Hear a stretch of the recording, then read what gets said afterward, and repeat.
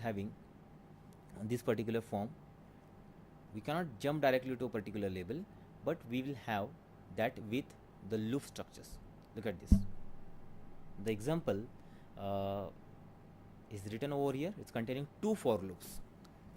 One label I have written here. This is outer label, and we'll have this for with x as the loop variable. We'll have this for as y as loop variable, and I have checked if y is equal to 5. Break outer. Now look at this. If you are adding only break, then it will break inner loop. This for loop. The for loop which contains y as the loop variable, that will be break. If you are not writing outer, then if I am writing outer, so I have to jump from outer loop.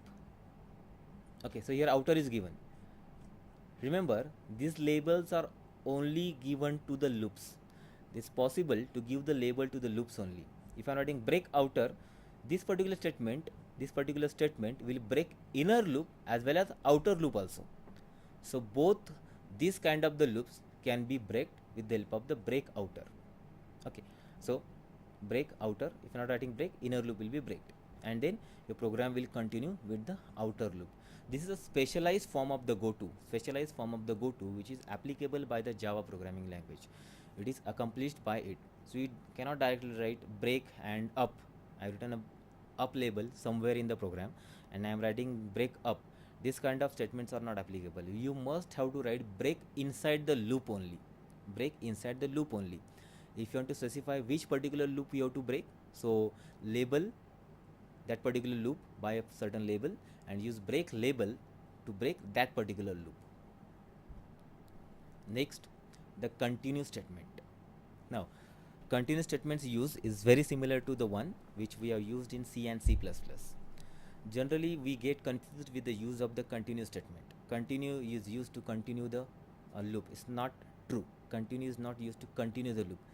Generally, basically, we have to force the early iteration of the loop. It is used when you want to continue the next iteration of the loop by skipping the some part. You have to skip some part from the loop, and then you have to continue the next iteration of the loop. In these cases, the continue statement will be executed. The general form is simple. Just we are adding a continue and a semicolon. Look at this. Continue and a semicolon is written. This is how the continue statement executes. This flow chart will exactly give you idea about the execution of this particular loop. Look at this. Initialization. This is a simple loop I have created. It can be a for loop, it can be a while loop also. Condition is written, then statement 1, then continue, then statement 2, and then statement 3 is there, but it is outside of the loop. Now look at this, how continue will perform the operations. Here condition is true, it will go to statement 1. If continue is there, continue will not execute statement 2. Continue will not execute the statement 2. Continue will jump to this particular condition, and it will continue the loop. It will continue the next iteration of the loop afterwards. Okay, it will increment or decrement the value also, and it will continue the next iteration of the loop. That's how continue is used. Look at the example of the continue statement. It's given here. I have used for loop for demonstration of the continue statement. If I is equal to 0, I is less than 10, I plus plus. If I mod 2 is equal to 0, continue. And after that I have written system.out.println value of I. Now, if this condition is true, in these cases system.out.println, this statement will not be executed. Okay, it will not be executed. It will go to the next iteration of the loop. It will increment the value of I. It will go to the next iteration of the loop, and then again it will check the condition. If condition is false, then continue will not be executed. It will go to write this particular statement. It will go to execute this particular statement onto the screen. So value of I will be printed onto the screen in these cases. This is how the continue statement is used in looping control structures. Okay, so the first half of this particular lecture is completed. Introduction to Java. We have seen first basic introduction to the Java, that classes, how to run the Java program, what is compilation, what is interpolation, what are the keywords which are used, what are the literals, separators, operators, how to create the expressions, what are the decision making statements that you have used, if statement, if else statement, if else ladder. Then we have seen your for loop, while loop, do while loop, your break statements, our continue statements, use of all this in programming language constructs. This is the part of introduction to Java. In second part, we'll see classes, objects, and methods. Thank you. And my contact number. If you are having any questions, so you can contact me on these particular IDs. My mail ID is tushar at yes, my mail ID is tushar@tusharkute.com. That is TUSHAR at TUSHARKUTE.com.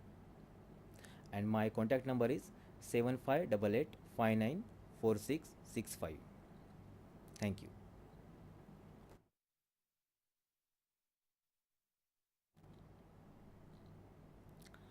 We'll go for the next lecture, but after 15 minutes. Thank you.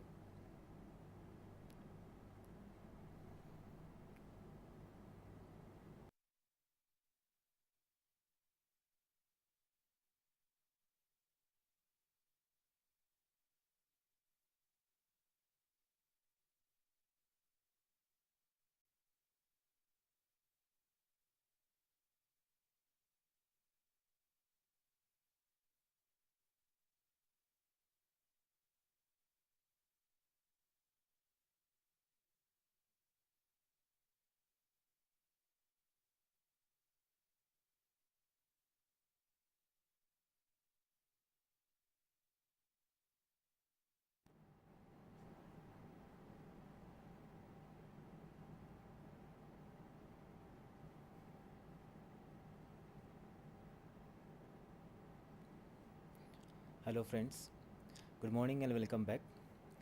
Welcome to the second session of your Java programming. In first lecture, we have seen the basic introduction to Java, the features of Java programming language, your all tokens, keywords, operators, expressions. We have seen loop control structures.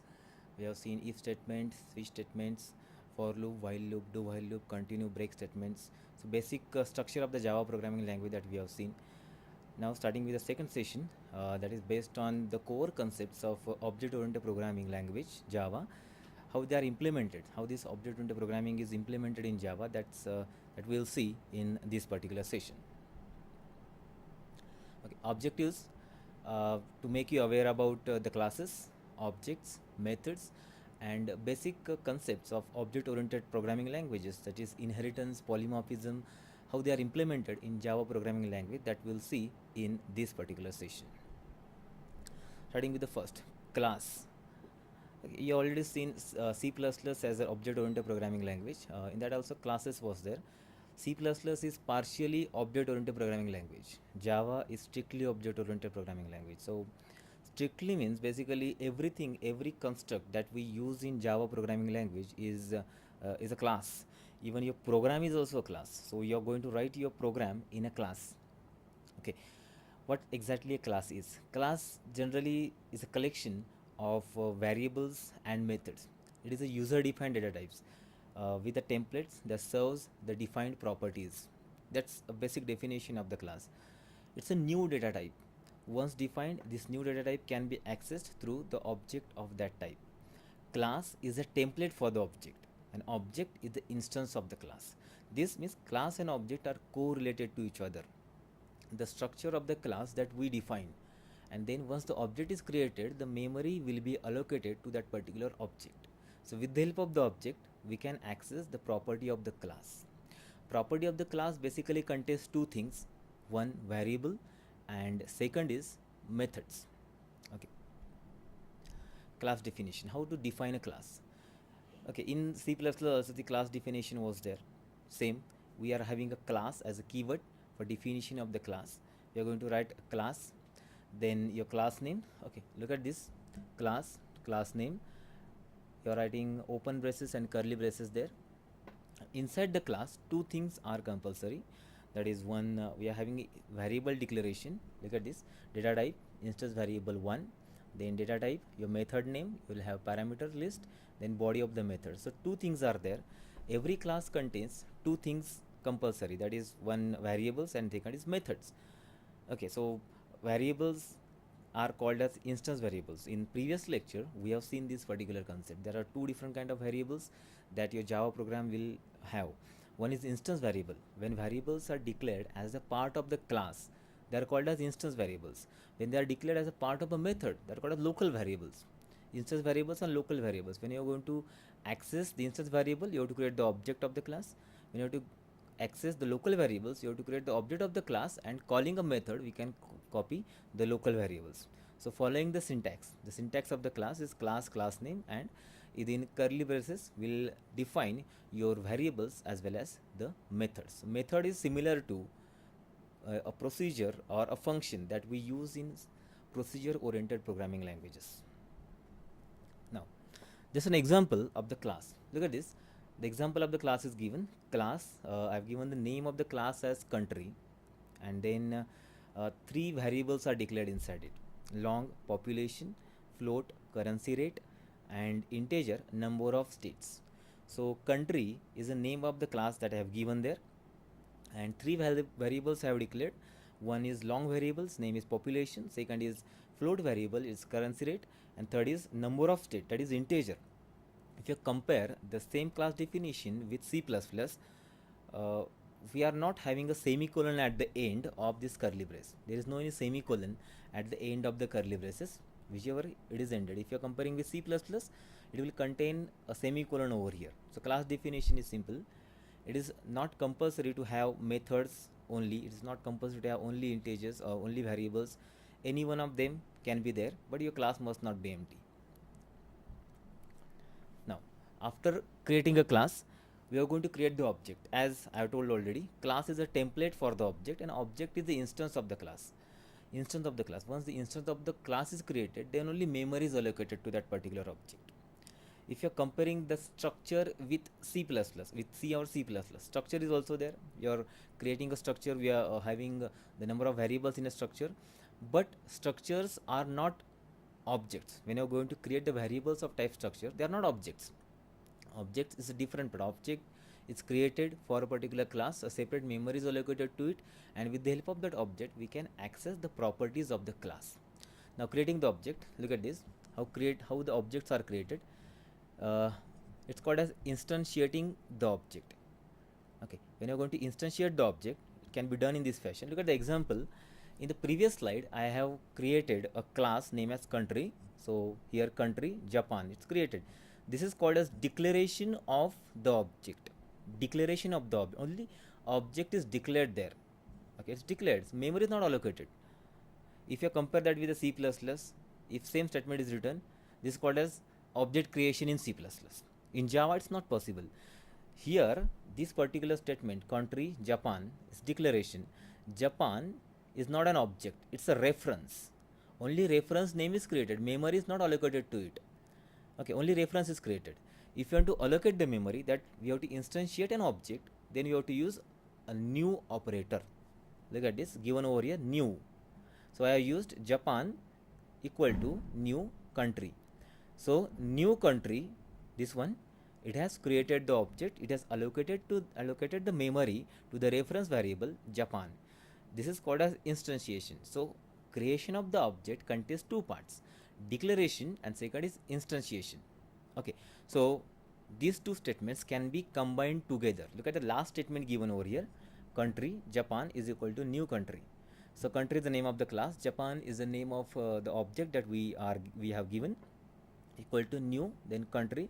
So memory will be allocated for this particular object, its name is given as Japan. Okay, so whatever the properties that the class name country is having, all they will be there with the object Japan. Okay, so graphically we'll see that how this object is actually created.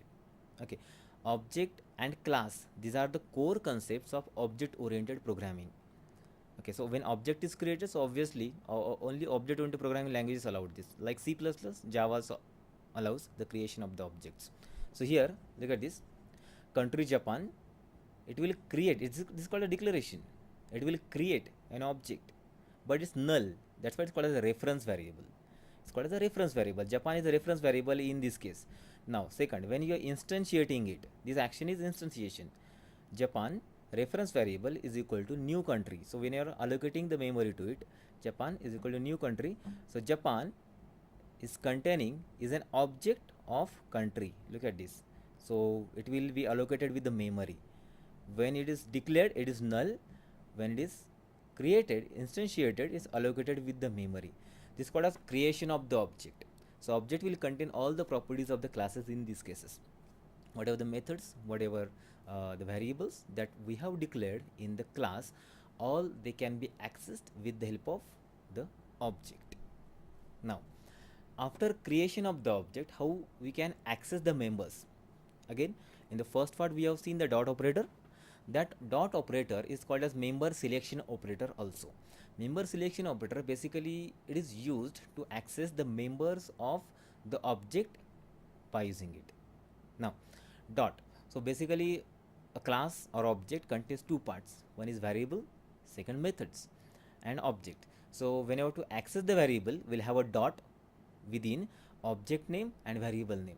When you go to access the method, in that case also we'll have a dot, that is member selection operator, within the name, object name and the method name.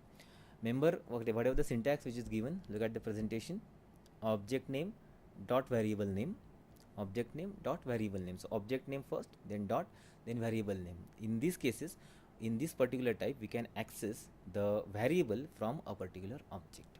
This is how not only the variables but the methods can also be accessed by the same. Now giving the values. Now after accessing, how can you give the values to the class?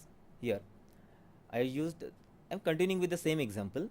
Now Japan, the object name that I have created, population, it was the member of the class. Look at this, Japan, then I have written a dot, population is equal to some value I have given there. This value is given to this variable population. It was a long variable that I have created in a class country. So I am giving this value to this variable. Japan is name of the object, population is name of the variable. Then again one more I have created. For example, Bhutan. This is one of the class object that I have created. Its currency rate is set. Dot currency rate is equal to 0.236. Then Japan dot number of states is equal to 5. So in this way I can access, or we can access the objects and their variables. We can give these values also. We can print their values also. This accessing the member is possible with the help of the member selection operator. If you compare the same thing with C++, C++ is also object-oriented language, it also contains the same thing. If you compare with the Java, C, in C programming, structure concept is there. So when you are creating the variables of type structure, so structure members are also accessible with the help of this dot operator. So dot operator is important while accessing the member of the class. In many cases, when you are accessing the methods, we are using the dot operator there. Now this was using a variable in the class. Now how we are going to add the methods? As I already told, method is like a function in C. Any operation that we have to do at a time. So when you are going to give a name to that, a function or procedure, we are giving a name to that particular procedures. And when to call all the operation at a time, we just call a method's name. You could just call a function's name there. We are going to call the function name. All the statements which are given in the function or given in the method, they will be executed. Now adding the methods. Basically method is exactly similar to the function or procedure in C and C++. Its syntax is very simple. We'll have a return type first, then name, then parameters. Return type is mandatory, name is mandatory, parameters are not mandatory. Then within the curly braces, we'll write multiple statements to be executed. Data type, then function name, method name, and then the parameter list out there. Java also follows the same concept, but the name given is method, not a function. It's a method. Now look at this. The general form of the declaration of the method, which is given over here. Data type, that is a return type basically. Then method name, then parameter list. Then within the curly braces, we'll have body of the method. Data type means what value that particular method returns. That is a data type. It's called as the data type of the method. It is called as return type of the method also. method name. Method name, it must follow the rules for creation of the variables. It must follow the rules for creation of the variables. In general convention, when the methods are created in Java, they will have the first letter as the small letter, and if number of more words are there in that particular name, so other words first letter will be capital. This is general convention followed, but it is not compulsory to follow it. So almost all kind of Java methods which are already created, which are there the part of Java library, they are following the same convention. Whenever you are going to create a class, whenever you are going to create a class, its variable's first name, it must be capital. Okay, when you are going to create an variable, it's start with a small letter. If it is containing multiple words, then after second words onwards, their first letter must be capital. The same will be followed for the method's name also. Now, after following the syntax, what exactly the method is containing? Method contains four different parts: the name, method name, data types, then parameter list, and body of the method that we have already seen.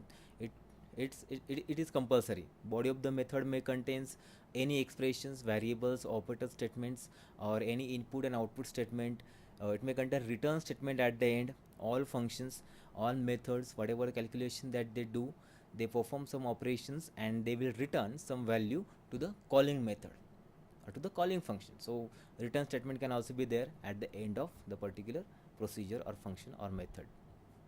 Now look at the example which is given in the presentation. This example: float, area, int radius. So in this example, I have created one method. Its named is area. Its type, data type is float. Its return type is float. Its parameter is integer. That is, name is given as radius. And some calculations are performed. What this area method is actually doing? This is performing. This is taking radius as the input. It's taking radius as the input. That is a parameter, and it perform operation onto it. With the help of that radius, I am finding the area of the circle. So inside it, I have declared a variable final float pi is equal to 3.14. Then float val, one more variable is named is val is created. Val is equal to pi into float. This is float is typecasted. Radius into radius. So basically, radius is an integer. I am performing radius into radius. So I am squaring the value of radius, and I require its value in float. That's why I am typecasting it. That's why this float is written in these round brackets. Pi is already a float. So 3.14 into the value of radius that I have got in this method, that will be doubled, that will be squared, and then pi will be multiplied by it. Then it will generate a val. It will return a val. So value of val is return. It's float. Declared float over here. Return type is also float. So general convention which are followed in declaration of the function or procedure in C and C++, same conventions are followed in Java also. So method declaration is very simple and it is compulsory. There is no any independent method in Java like C and C++. C is procedure oriented, so obviously methods functions are independent, and they will be independently declared inside a program. But in Java is strictly object oriented, so methods must be the part of the class. They must be the part of the class. In general general Java program also, when you are declaring a class, when you are declaring a program, it is must be declared in a class. It contains a method: public static void main, then whatever arguments you are giving, string args, and then your method is declared there. If you want to declare another method, one more method apart from the main, that also we are going to declare inside that particular class, or we can declare another class and then the methods. Methods are not independent in Java. They are not independent. They must be the part of the class. Whenever you have to access the methods of Java, then you have to create the object of the class, and then you can access the method. Okay, we can use the name of the class also, you can use the object of the class also, but it's something different. Static methods can be accessed by the name of the class, and instance method can be declared from can be accessed by object of the class. That's what the method is there. Now variable is completed, method is completed. Now we'll switch to the next part of the object oriented programming language, that is constructor. Constructor again is a special kind of method created in the Java program. Now constructor initializes the object immediately upon creation. Basically, constructor is not compulsory in classes. It's not compulsory in object oriented programming languages. Their name is similar to the name of the class. They are used to initialize the object once they are created. When you have created an object and we have to initialize the variables which are there inside the class at the first time initialization, then we can use the constructor. It is not mandatory to use the constructor, but we can use the constructor. Constructor has the same name as the class in which it resides and is syntactically similar to the method. Syntactically it is similar to the method, but the difference between method and constructor is that name of the constructor must be same as the class is there, and name of the method can be different. And second thing is that methods are required to be called by the object name, but constructors are called automatically upon the object creation. Once defined, constructor is automatically called immediately after the object is created before the new operator completes. Constructors look little strange because they have no return type, not even void. Return type is not there. Constructor not returning anything. Basically, by default, constructor returns the object of the class. That's why they are not containing a return type. You cannot write a constructor with void as return type. It's not possible. By default, the return type of the constructor is the object of the same class. Okay, look at the example which is shown on the screen here. Class country, I am following the same example. Then class country, I have added a constructor there. Here variables are population, number of states, currency rate, and this is the constructor I have created, country. Two parameters are there, long x, long x and integer y.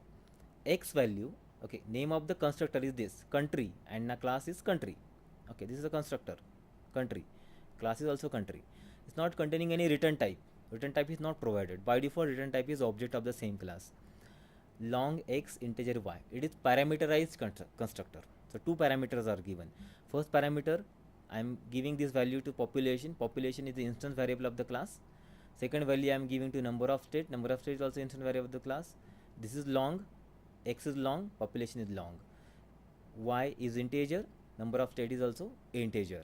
So it is initializing the variables of the particular class or object. Then look at the display method, whatever I used. Display method is part of this particular class. Okay, it contains population, then number of states, whatever, it can access it directly. Okay, so display is the instance method of that particular class. This is how it is created. The constructors are created by this particular method. This is a method of creation of the constructor. Whenever I am creating the object of the class, in that case this constructor will be automatically called. But when it is called, when you are giving two parameter as input, first parameter is long value, second parameter is integer value, then that constructor will be called, object will be initialized with the values that you have provided at the time of instantiation of that particular object. Next topic is garbage collection. Now there is one concept of this is actually the concept of object oriented programming languages. Even in C++ also concept of garbage collection is there. C++ contains constructor and this inverse part called as destructor. Constructor and destructor. Name of the constructor is similar to name of the destructor, as same name of the class is there. Constructors are not mandatory in C++. Okay, even in destructor also not mandatory in C++. But destructors are used to release the memory which are created by, which are allocated into the object created in C++. They are used to deallocate the memory which is allocated by the constructor. Okay, so they are declared that they are called at the end of that particular program. Automatically the memory allocated to the object will be deleted. So we can write the statement to delete the variables, we can write the statement to delete a particular object which is created inside a destructor. The destructors are called at the end of the particular object. Such destructors are not there in the Java. So Java is not having the destructor concept. But garbage collection concept is applicable. Garbage means what? Whenever any particular variable is declared into a program, it is used by the program many times. It is used in a class, it is used in a method, but when the program is finished, these variables, their values will be kept as it is into the memory. They will be kept as it is into the memory. They will not be deleted. Their allocated memory will be kept as it is into the memory. They are not deleted. So for that purpose we use destructor in C++.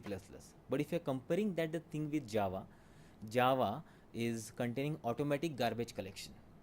Automatic garbage collections. When any variable is not used, automatically its memory will be deallocated. When program finishes its operations, objects created or variables initialized, all this memory will be automatically deleted. This is called as garbage collections. So it's a process which is followed by Java compiler. Java compiler is so robust so that any variable which is uninitialized, which is not used, or which is not used even in methods, not used in class, this will be automatically deleted from the memory. Okay, this is a property of the Java's compiler there. So all unused object, unreferenced object which are not referenced at the part of your program memory will be deleted. It's called as garbage collection, automatic garbage collection. Then finalize method. Finalize method is a part of the garbage collection. The special method, much like a main method in Java. It is called before the garbage collector reclaims the object. That is, it's the last chance for any object to perform the cleanup activity. That is, releasing any system resources held, closing connections if open, like that. So before end of the program, at the end of the program, before you are going to shut down your system, you are going to shut down your compiler, you are going to shut down your programming. In that cases, if some activity that you have to close, for example, you have to release the resources of the system which are held by your program. For example, if you want to close the connection in networking, if you want to close the connection in the databases, such kind of activities if you want to do before garbage collection, that will be done by the finalize method. Look at the example of the finalize method which is given on the screen. So protected void finalize. Finalize basically it is already defined method. We are going to override that method. It's already defined in throwable class. Throwable here, throws throwable, and inside it finalize subclass I have written. Okay, release the resources, then perform the cleanup, catch, and throw that particular whatever the object that I have caught here, that will be thrown out of it. So finalize method can be declared. We can have try catch block there. Before completion of the automatic garbage collection, Java calls finalize method automatically. So whatever the things that you have written in the finalize method, that will be executed after the end of execution of the finalize method. Your garbage collection will be done, your previous operation will be finished, and then automatic garbage collection will be started. So the property of the Java is there. So why it has done, it has made Java compiler more robust than any other kind of the programming language. Now, type of the constructors. Generally, depending upon the number of parameters that you are providing to the particular constructor, there are two different kind of constructors created. Even in C++ also same concept is there. We have default constructor, we have parameterized constructors. Default constructors means any constructor which is created in Java is not having any parameter. Empty brackets are provided, so no parameters are given. It's called as default constructors. Default constructors are called upon the creation of the object by default. And second is parameterized constructor.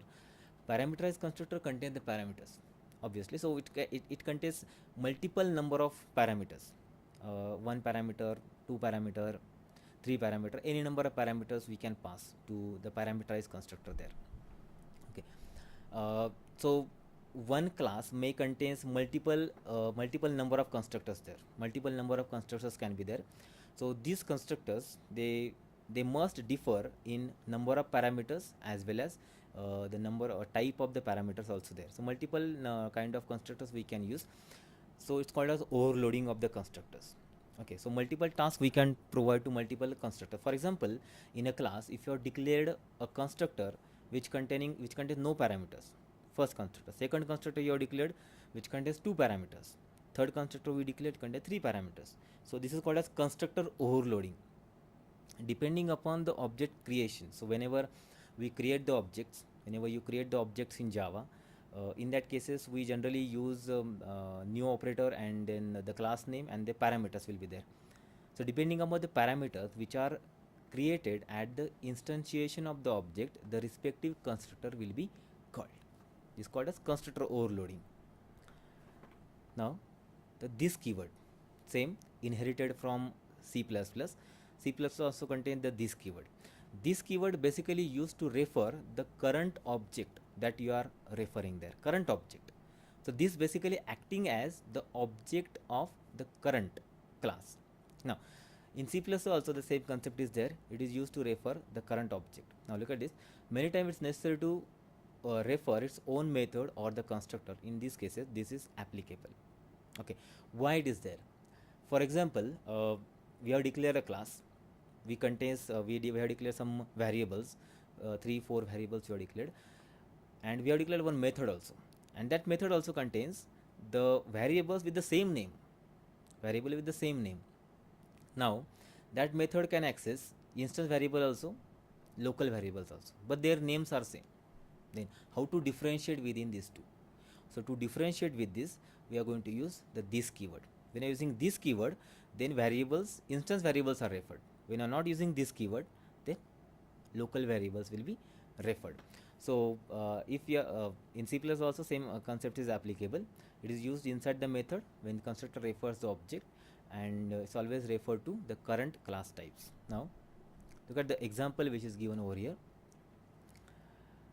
I have declared the class box, and 3 variables are declared, uh, int height, depth, length, and one parameterized constructor I have declared. Box, it contains 3 parameters: int height, int depth, int length. Now these three, whatever the parameters I have provided to the constructor, these are the local variables for this constructor. And above declaration, height, depth, and length, height, depth, and these are the instance variables. These are the local variables for this particular constructor. These are the instance variables for this particular class. Now whatever the value I am providing at the instantiation of the object, that I have to provide this. If you are writing height is equal to height here, if you are writing height is equal to height, then your compiler will confuse. Height is equal to height, first height is from which variable, which kind of variable, second height is from which kind of variable. Now see, here it is differentiated by using this keyword height. The value which is passed over here, this value is height, and this dot height means this variable height. This dot height, this will refer to the current object of the class. So value I have passed as a box over here, it will be passed to the object of it. Second value, depth, is equal to this dot depth. This is object of this class, and depth is the value that I have passed as a second parameter to the constructor over here. And the third, this dot length is equal to length. Third parameter I have passed this one, this value is here, and this length will be initialized over here. This is how this is differentiated. Okay, that's the use of the this keyword. Is similar to C++, used to refer the current objects. It's not applicable only to the class variables. It is applicable to the methods also. When you declare the method and you have to call the methods of its own class, then we'll use this dot method name. Okay, this dot method name, it will also do the same task of calling a method of current object. Next is method overloading. We have seen the use of the methods into the classes. Method overloading. Overloading basically refers to using a same name but different parameter. That's called as method overloading. In C++, two concepts are there: constructor overloading, then function overloading, and your operator overloading. Means you are using the same kind for multiple operations. That is overloading. You have seen constructor overloading now. Constructors, multiple constructors are declared, but their parameters names are different. So depending upon the number of parameters, you are going to call that particular constructors. Same way, methods with the same name can be declared in a class. Method with the same name can be declared in a class, but their parameter must be different. There are number of parameters that you are going to pass over there. They must be different. Okay, so when they are different, depending upon the number of parameter, your compiler decides which particular method you are going to call. This is called as method overloading. Okay, so method overloading is one of the form of polymorphism implementation in Java. Okay, so method overloading is one of the way of implementation of polymorphism in Java. I will just revise the concept of polymorphism. Polymorphism basically refers to one name but multiple operations. One name and multiple operations. We are using the same name to perform your different kind of operation with the help of it. So depending upon the type of parameters or the number of parameters, we are going to perform that particular operation. That is called as polymorphism. So overloading is one of the form of polymorphism in Java. Even constructor overloading, method overloading, both are the form of polymorphism in Java. Look at this example which is shown on your screen. Int add. So whatever, I will declare 3 methods with the same name. It is int add, float add. int add, it contains two parameters, int x, int y, is version number 1. Second version, int add, this parameter is int z, second version is there. And third version is float return type is there, add, it contains two parameter as float, so version number 3. All these three functions contains the same name, but their parameters, data type is different, number of parameters also different. Now first and second method which is given there, it contains, first contains two parameters, second contains one parameter, but both are integer functions, integer methods. Third one is containing two parameters, but it is a float method. Okay, so depending upon the number of parameter, type of the parameter, you are going to call that particular method there. So version 1, 2, 3 depend upon the type of parameter you are going to call. This is called as method overloading.